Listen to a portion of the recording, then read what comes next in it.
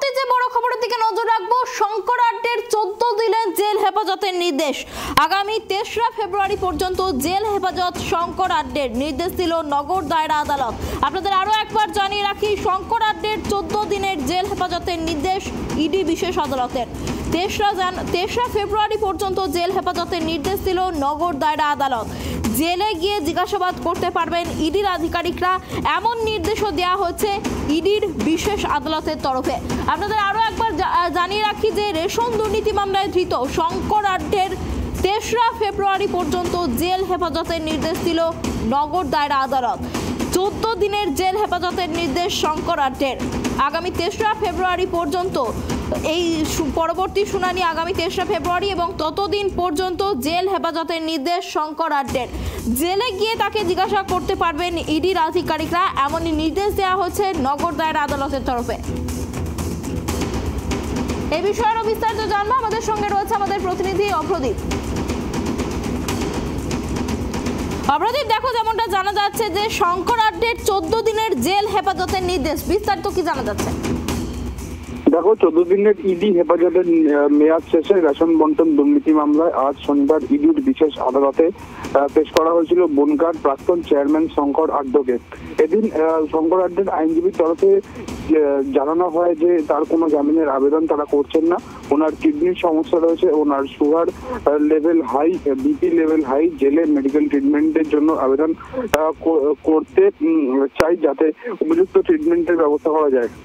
আজকে ওনার যাবতীয় মেডিকেল ট্রিটমেন্টের পুরনো কাগজ দেওয়া হয়েছে আদালতে এবং তার পাশাপাশি ইডির আইনজীবী জানান আজকের মেডিকেল রিপোর্ট অনুযায়ী তিনি ফিজিক্যালি ফিট, তবে ওনাকে আনফিট বলা যায় না। ওনাকে জেলে নিয়ে গেলে যাবতীয় চিকিৎসা পরিষেবা হবে। গুরুতর সমস্যা হলে চিকিৎসার প্রয়োজন হলে সেখানে জেল কর্তৃপক্ষ কিন্তু ব্যবস্থা নেবে, কারণ বেশিরভাগ ভিতরাই তুমি জানো এদেরকে হাসপাতালে যাচ্ছেন এবং 2-3 মাস ধরে সেখানে কি করছেন সেটা বোঝা যাচ্ছে না।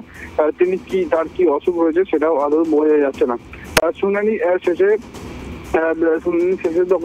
শঙ্কর আড্ডকে যখন আদালত কক্ষ থেকে এজলাসের বাইরে নিয়ে যাওয়া হচ্ছিল, তখন শঙ্কর আড্ডকে বের করে নিয়ে যাওয়ার সময় শঙ্কর আড্ডের স্ত্রী তার চেহারা দেখে মাটিতে লুটিয়ে পড়েন এবং অশ্রু ঝরা ভারী গলায় চেঁচিয়ে বলতে থাকেন যে শঙ্করের চেহারা এতটাই খারাপ হয়ে গেছে যে তার দিকে তাকানো যাচ্ছে না।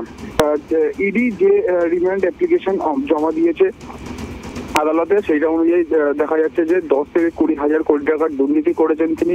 তদন্ত আরো বেশ কিছু তথ্য উঠে এসেছে। রেশন বন্টন দুর্নীতির মামলায় কালো টাকা সাদা করার জন্য বিদেশে টাকা পাঠানো হতো, দুবাইতেও টাকা পাঠানো হয়েছে, জাল পাসপোর্ট, জাল আরো বিভিন্ন খোলা হয়েছিল। আড্ডো ফরেক্স প্রাইভেট লিমিটেড কোম্পানিকে সামনে রেখে শঙ্করের এক চার্টার্ড অ্যাকাউন্টেন্ট ইডি জেরায় জানিয়েছেন প্রায় 350 কোটি টাকা ভারতীয় মুদ্রা বৈদেশিক মুদ্রায় রূপান্তর করেছেন এই শঙ্করের 4টি কোম্পানির মাধ্যমে। তার মধ্যে একটি নাম হচ্ছে আড্ডো ফরেক্স প্রাইভেট লিমিটেড।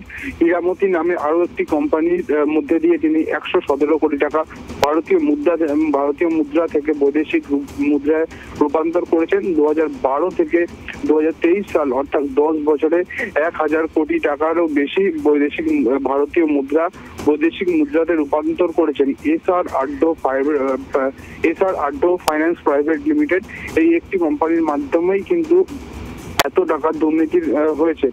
তার পাশাপাশি এই সমস্ত শুনানির পর শঙ্কর আড্ডকে 3রা ফেব্রুয়ারি পর্যন্ত জেল হেফাজতের নির্দেশ দেন নগর দায়রা আদালতের বিচারক এবং তার পাশাপাশি এই জেল হেফাজতের নির্দেশ দেওয়া হয়েছে শঙ্কর আড্ডকে। এখানে ইডির যিনি তদন্তকারী আধিকারিক রয়েছেন তিনি চাইলে মনে করলে তিনি কিন্তু জেলে গিয়েও জিজ্ঞাসাবাদ করতে পারবেন শঙ্কর আড্ডকে।